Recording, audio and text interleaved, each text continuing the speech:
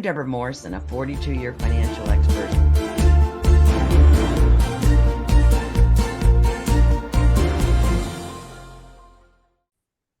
Welcome to the We Can Do It Women movement, where women 50 and wiser step into the spotlight and make the rest of their lives the best of their lives. I'm your host, Debra Morrison, a wealth building expert who has championed financial empowerment for extraordinary women just like you. Yep, for over 47 years, I've helped women secure their financial futures. And now I'm on a mission to ignite a revolution showing the world that at 50, 60, 70, and beyond, some of us might be a nickel slower, yet we're all just getting started.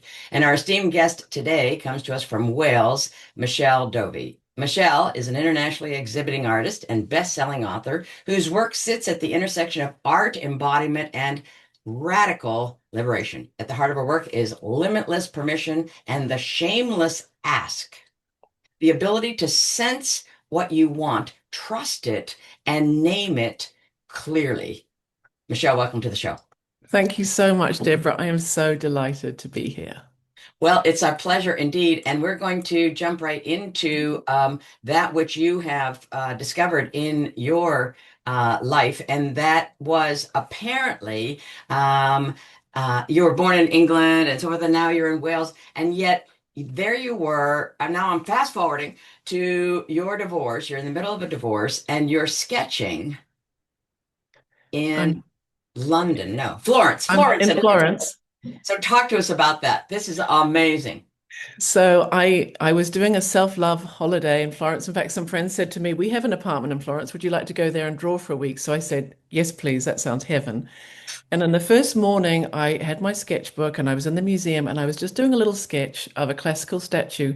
And I looked down and I noticed that I'd left a space in the middle where the statue's genitals should have been. There was just a blank. And it caught me by surprise. I was like, hang on a second, did I just not look? Did I've never done that before. I'm not aware of like not seeing some things.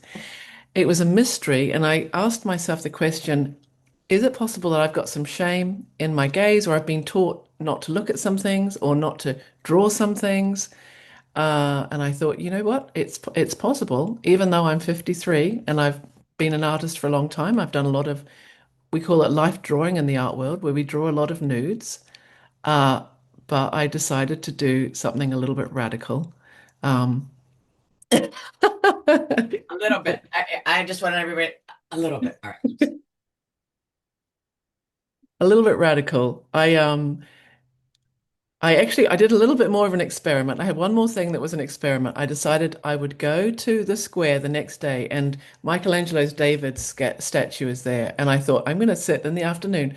I'm going to sit there all afternoon and draw David's genitals, and I'm going to see how it feels. And to be honest, everyone around me started behaving very strangely. And tourists were running up to see what I was drawing, and then they would see what I was drawing, and they would be shocked. And I had people like And then we looking take the over. children away. Yeah. They would take the children away, cover their eyes. And it was funny because the statue is right there in the middle of the square. So it's like anyone can look at the statue, but there was something about me drawing that was causing a lot of attention, which I thought was fascinating. And from that, the idea grew in my mind that I was going to do a project where I was going to draw 100 men, 100 naked men in a year and really give myself permission to draw everything. That's what I thought. Wow. And you're now best known for the Naked Man Project and the Naked Man Oracle. And Yes. all of this centering around shame, taboo, and self-expression. But just share with me because I'm asking the obvious questions. Why 100? And, Well, and you know, I did it you was do kind full of like, body or did you do genitalia or did you do a combination? So talk us. well, I just thought, well, 100 is a lot, right? It's not Yes. like 10, not like 20. I just thought 100 seemed to be an impossible number. Oh, interesting. And it was like, well, I actually, do you know what? It just was one of those intuitive thoughts. Okay. People have asked me, why 100? Yeah. I just think it sounded like that's really going to, I'm really going to have a lot of information by the time I've done 100 of something, Right. like 100 of anything. 100 podcasts, 100, 100 interviews. It, um, yeah, so that was a kind of random number. So talk to us then about, I mean, these were self-selected men, right? They volunteered. And so my instant reaction is, okay, you have a sample of largely endowed genital men, right? I mean, I'm not sure Well, that a lot of men that are smaller when they're not erect are going to say, hey, text, sketch me. Maybe. well, funnily enough, it did actually, the people that responded were on somewhat of their own journey around shame. So maybe they had some of their own messages about their bodies that had a series of things happen in their own lives where they felt um, not okay about themselves. There'd been some, like, I heard repeatedly about trauma of boarding school showers and all these sort of things. So, puberty, developing late, developing early, all of the way, any perceived difference, because we can end up feeling like anything that's slightly different about us, we can get a little bit like caught up in a story about it, can't we? Of course, of course. So in fact, a lot of the guys that responded to my request, and I guess because there was vulnerability in me saying, this is what's happened to me, this is what I would like, this is what I'm asking for, a 2 hour drawing session. Um, I ended up getting quite a lot of men who were partly on their own journeys. So it was a chance for them to be drawn and seen, and a lot of them found it very healing, actually. Being seen Wow, yeah, yeah, and yeah. being able to just talk about it all, because it wasn't just the drawings. It was like they were talking while I was drawing, and we would have it was sort of the most fascinating conversations. It was opening up all of those things that you never talk about, Yes, and it's really. as I research, you're interweaving storytelling with the art, which of course brings it full circle. So you talk about ask. How did you ask? What were the questions you asked these men to determine if they would volunteer? Okay, well, I had to say what I really wanted. So this is what I really learned about clear boundaries, please, this is what I would like. It's a 2.5 hour session. By the end, I got very, very clear. It's like 15 minutes of talking. It's a 2 hour, drawing session.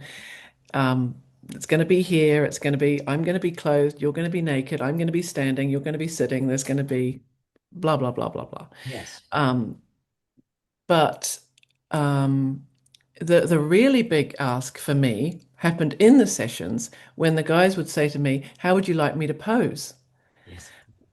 And there's something about that. Well, I don't think I'd ever really practiced asking a lot for what I wanted.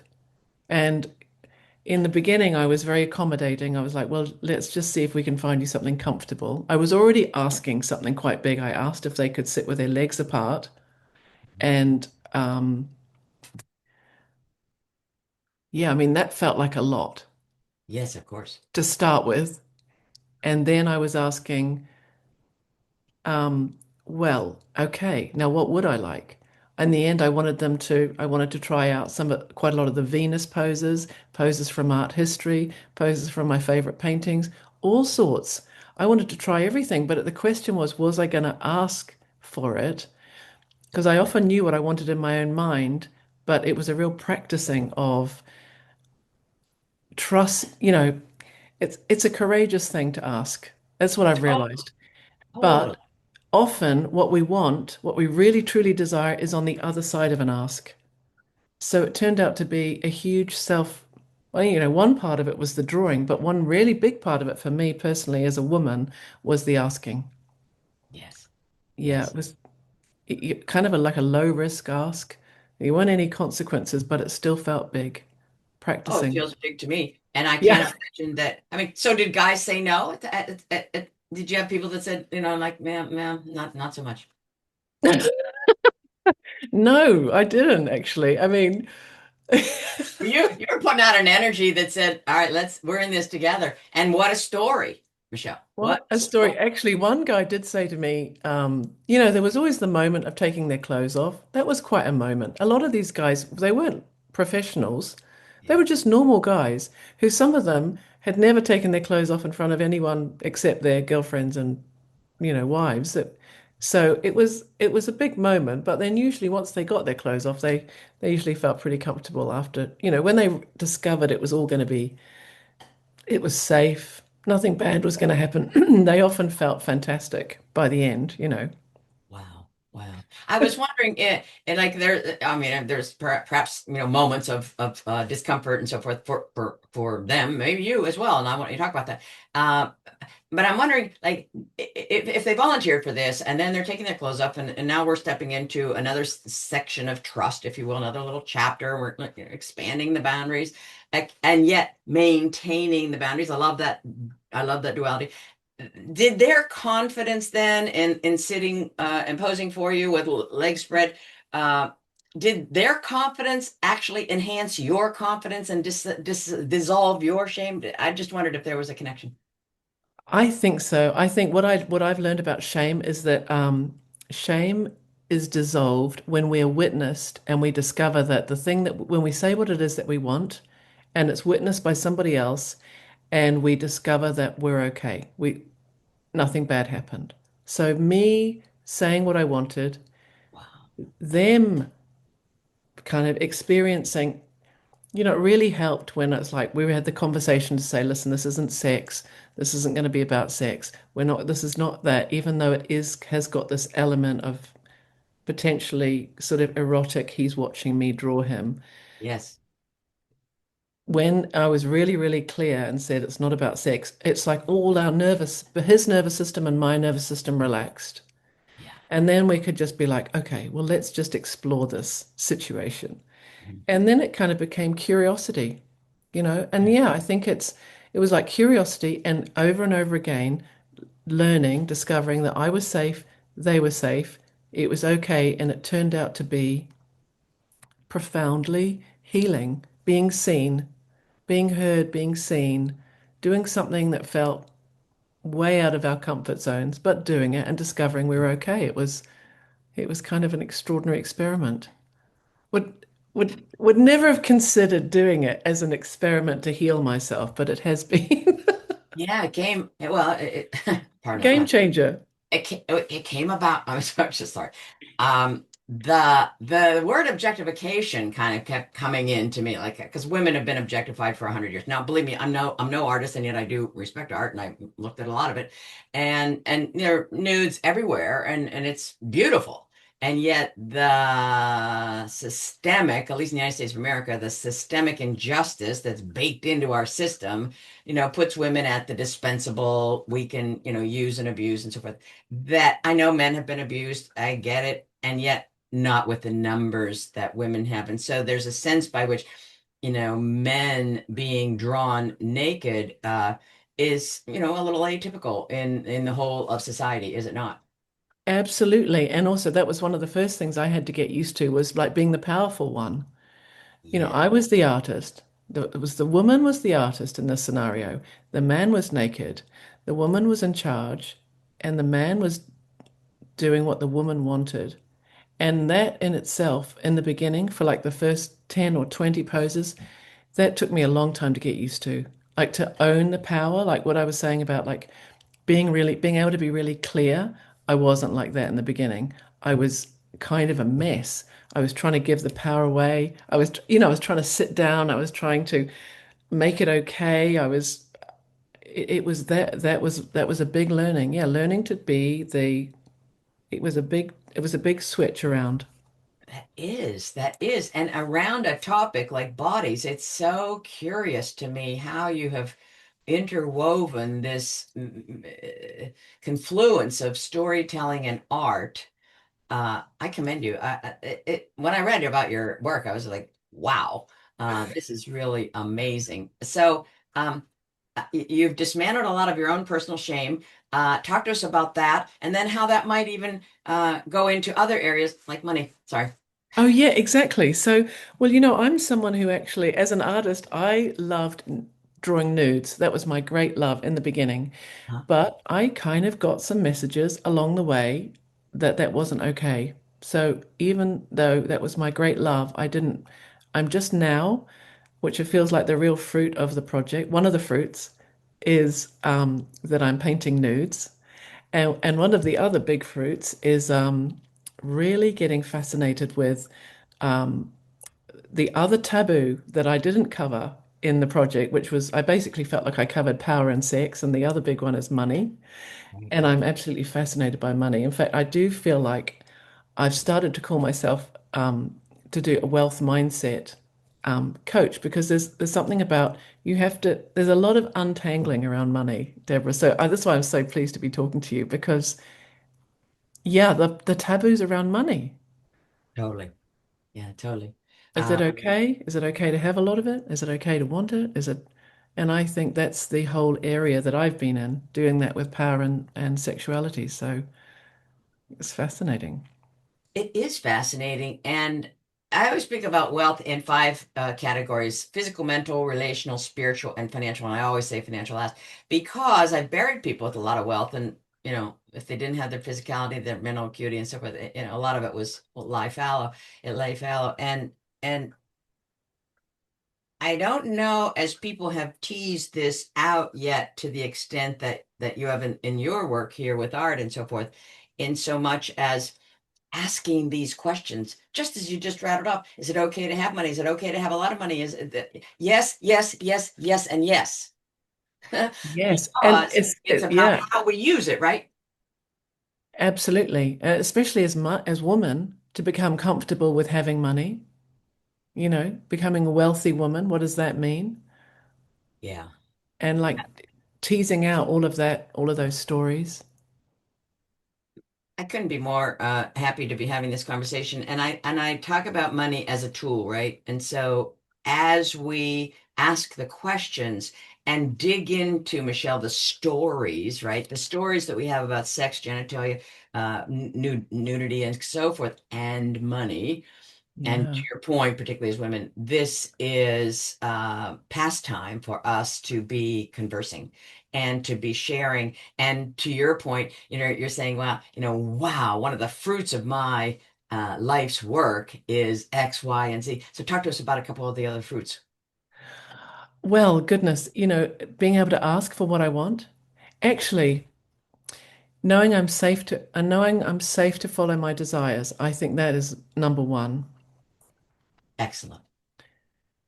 I don't know if I've ever really understood that I am safe, that my desires, my vision, my imagination is like my future calling me forward, and that I can trust that 100% and go for it. I think this has been huge, discovering that that was safe, and that the ask is often my agency. So the ask is how I empower myself to do the very thing that it is that I want. It often I need other people's. It's not just that I can do it all on my own. It's mostly the things that I really want is a milk is a product of like 20 asks, 30 asks, 40 asks. They're all asking. It's necessary to ask what I want for what I want in the world, for what I want from my followers, from what I want from clients, from what I want from my work, from what I want from my family, from what I want from my relationships. Constantly, it's a way of showing up, is to let everybody know what Michelle would like. This is very new. This is mic drop. These are mic drop statements, Michelle. And the ask is agency. Wow, I'm hanging on that. I love the alliteration and I love the meaning. And I think that this is what coming to me, the sampling, right? Like so we all know, you're about as wealthy as your five closest friends or whatever, right? And so I was raised Christian fundamentalist and I've, moved through that fundamentalism and I'm no longer there. And yet I respect from whence I came. And yet if I would have stayed in any bubble, and continued to query the people in my bubble, I'm not going to get very different answers. I don't even need a sample size. One, and I got it, right? So it's incumbent upon us to expand and to your point, push your boundaries within the safe zone. And you're not going to know that until you maybe go a little too far and then you're going to say, that doesn't feel comfortable.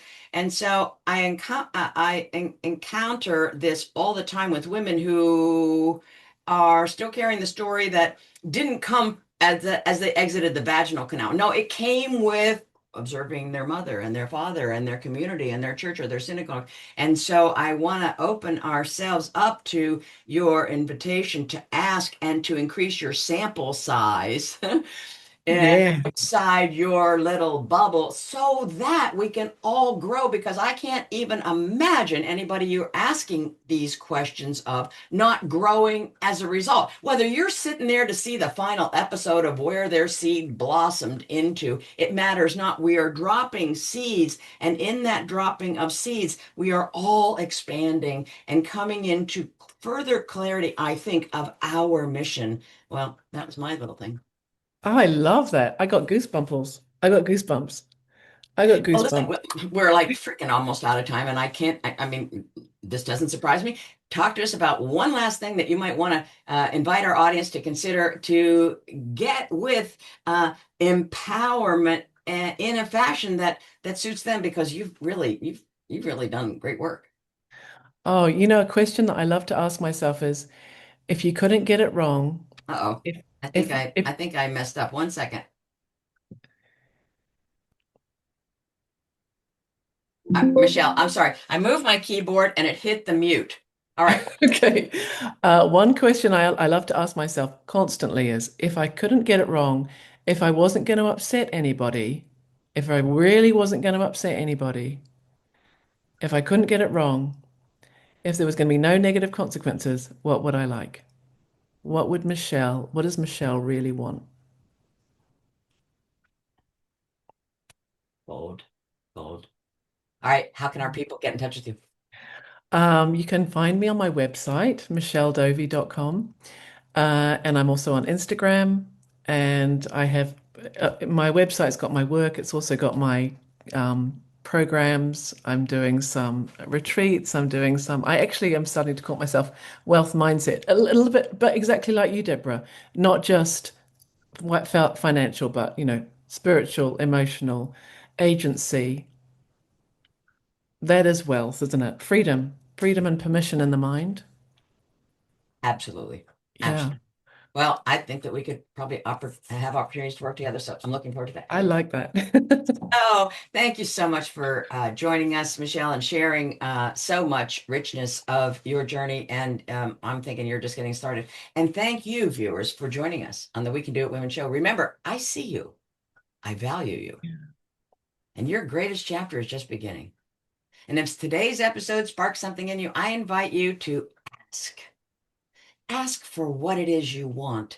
And if we haven't exercised that muscle, you may just come into a journaling session or record into a recording device and just take the cap off. Let it flow, because somewhere in there, you're going to distill that which is calling your name. It's inside.